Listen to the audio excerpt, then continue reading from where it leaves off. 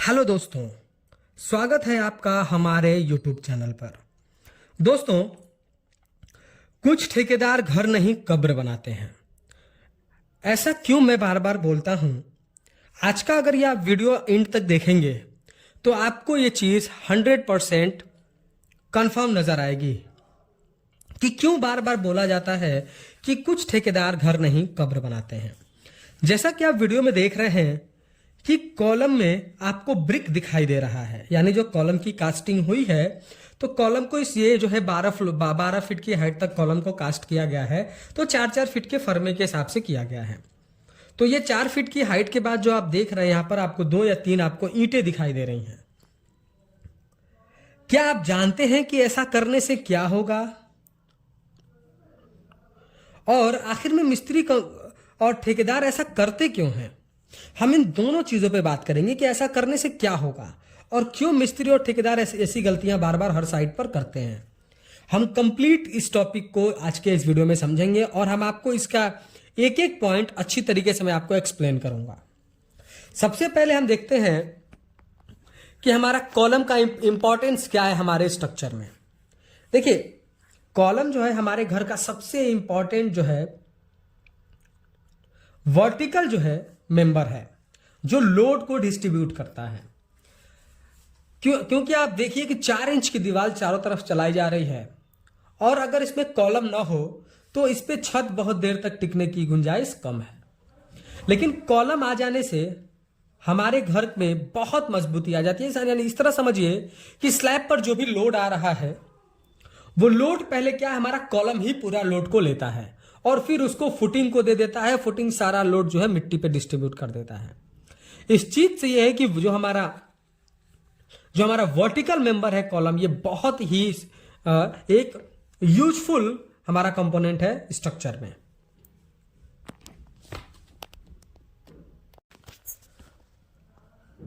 अब अगर लोड ऊपर से आ रहा है और अगर इस तरीके का कॉलम आप बनाएंगे तो कॉलम क्या है, बिल्कुल फेल हो सकता है। देखिए, ऐसा करने से कॉलम कमजोर होगा। सबसे पहले आप तो ये समझिए कि अगर इस तरीके का जो है अगर आप कॉलम बनाएंगे और लोड डिस्ट्रीब्यूशन का पूरा काम अगर कॉलम को देखना है, कॉलम ही कर रहा है, तो एक इस मोमेंट पर आकर कॉलम फेल हो जाएगा जब ऊपर से लोड आएगा। क्योंकि जहां पर ईंट है कॉलम सबसे ज्यादा वहीं पर कमजोर है, क्योंकि हमारा जो कंक्रीट है वो हमारे ब्रिक से, हमारे ईंट से कई ज्यादा मजबूत है। ईंट कमजोर होता है, जब लोड ट्रांसफर होगा तो कंक्रीट के बीच में जहां पर ईंट है वहीं से कॉलम का क्रैक आएंगे, कॉलम फेल हो सकता है। क्योंकि आरसीसी जो है हमेशा मजबूत होता है हमारे ब्रिक से, हमारा ब्रिक कमजोर होता है, तो कॉलम फेल वहां से हो सकता है। अब हम ये समझते हैं कि ऐसा करते क्यों हैं लोग। देखिए, पहले तो आप ये समझिए कि अगर आप काम जो है कॉन्ट्रैक्ट पे दिए हैं मटेरियल बेसिस पे, तो सबसे पहली चीज ये आती है कि पैसा बचाने के चक्कर में कॉलम में ईंट के टुकड़े भर दिए जाते हैं, क्योंकि ऊपर से सीमेंट की स्लरी लग जाएगी तो फिर वो चीजें दिखेंगी नहीं। तो ये तब अप्लाई होता है जब आपने अपना काम कॉन्ट्रैक्ट पे मटेरियल बेस पे दे दिया है और आप साइट पर नहीं आते हो, तो कंक्रीट का खर्चा ज्यादा है, ईंट जो है सस्ती है, तो पैसा बचाने के चक्कर में कॉन्ट्रैक्टर जो है ऐसा करता है कि कॉलम के बीच में ईंट के टुकड़े डाल देता है, जिसकी वजह से उसका कॉलम पे जो कंक्रीट बनाएगा उसका कॉस्ट कम हो जाएगा।